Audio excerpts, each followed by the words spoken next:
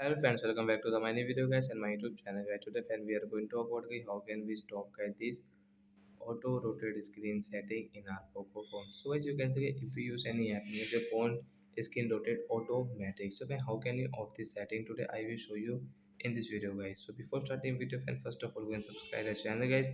Click the bell icon like the video guys. So first of all guys we will on our phone setting to stop this setting. Then guys scroll it friends, you can see this type of setting friends, scroll it.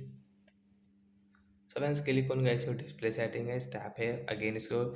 As you can see guys your Poco phone display setting guys, this last setting guys, you can see this auto rotate screen setting guys.